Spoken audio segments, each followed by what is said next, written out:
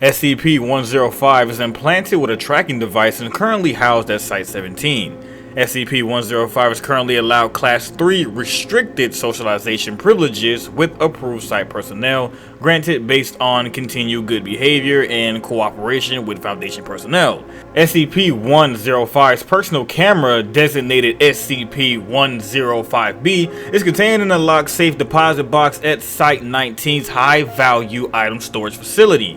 Standard positive action defenses, explosive chemicals, and biological are to be in place at all times, while SCP-105-B is within containment. SCP-105 and SCP-105-B or any other camera are only to be allowed to come into contact with approval of the current managing researcher. SCP-105, formerly known as Iris Thompson, is a female human of European descent. Records indicate that SCP-105 was born in, making her years old at the time of acquisition.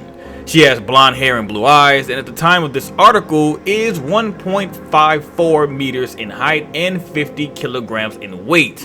She does not appear to have any out of the ordinary physical characteristics and appears to be, for all intents and purposes, a normal human being in good health. SCP-105-B is a Polaroid one-step 600 camera manufactured in 1982. SCP-105-B does not appear to have any out of the ordinary physical characteristics and appears to be, for all intents and purposes, a normal Polaroid camera operating normally for all persons aside from SCP-105. When SCP-105 holds a photograph taken by SCP-105-B, the photograph changes from a still image to that of a real-time image of the location in question.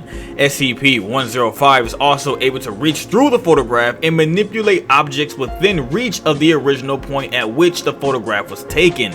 Persons witnessing this manipulation report seeing a disembodied female hand, determined to be SCP-105, reaching out from an invisible portal and carrying out the actions indicated.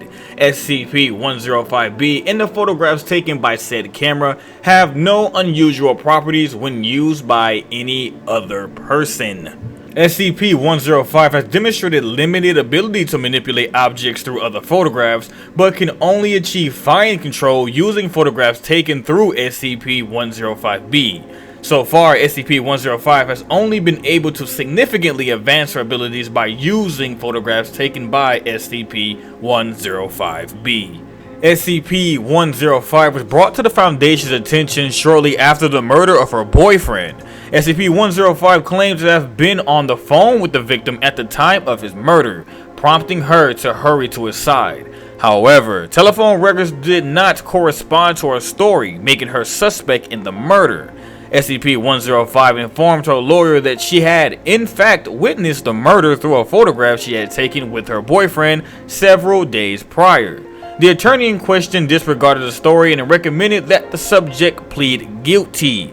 Subject refused to do so and subsequently told her story in court, offering to demonstrate her ability. This led to Foundation contact. Subject was immediately contained by the Foundation. Foundation personnel retrieved SCP-105-B from SCP-105's home, replacing it with an identical model and returning it to her.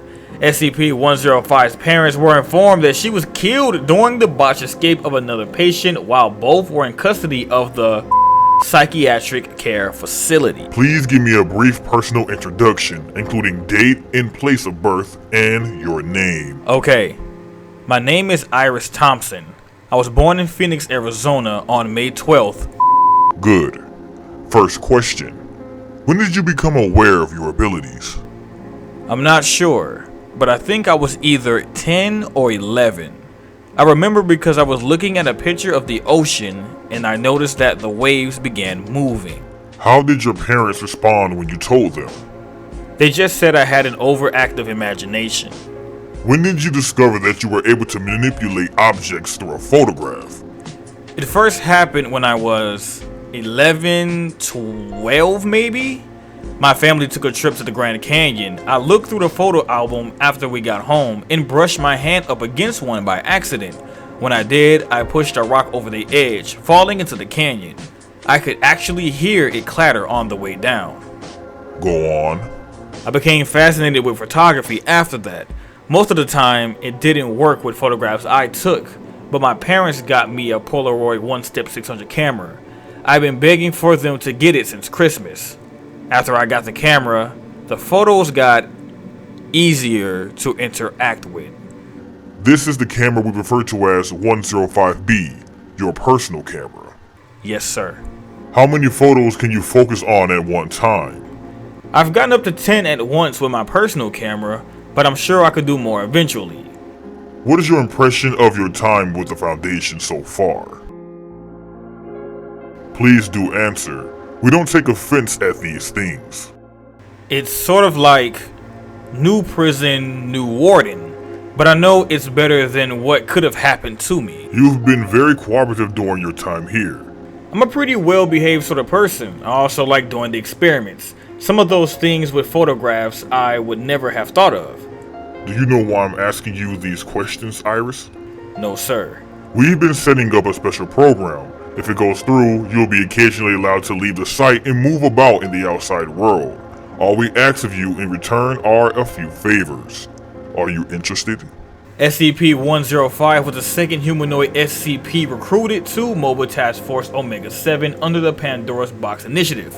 Unlike Team Able, associated with SCP-076-2, which was assigned to strike and capture operations, Team Iris had the primary mission of reconnaissance and intelligence gathering.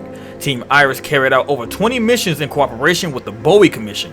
These missions were carried out swiftly and without incident. The first disciplinary incident involving SCP-105 involved the escalation of Team Iris missions from reconnaissance to wet work.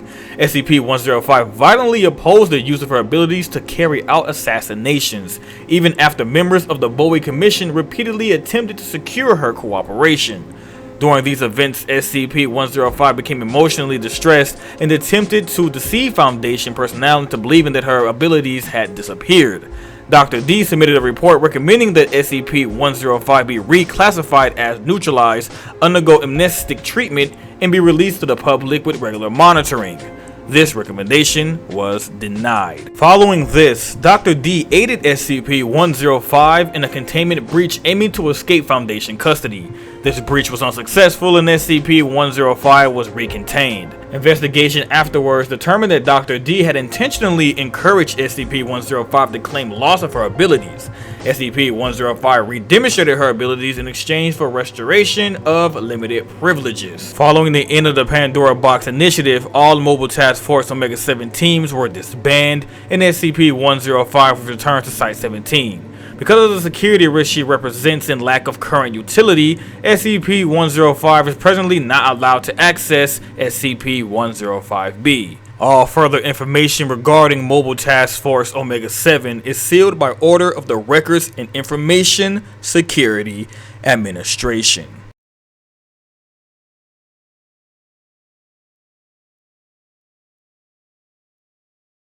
And that ends yet another episode of History Behind the Horror. If you enjoyed this stuff here tonight, you will love to see more SCP here on HBTH. Please remember to like the video and share it. It does help us out a lot. And be sure to subscribe if you haven't already, because we got things coming up soon that I'm sure you wouldn't want to miss. And make sure you guys hit the bell notification so you will always stay up to date when a new episode is available. And put in the comment section for whatever episode you would like to see here next. And with that being said, if you're not too scared, I will see you on the next episode of History Behind the Horror.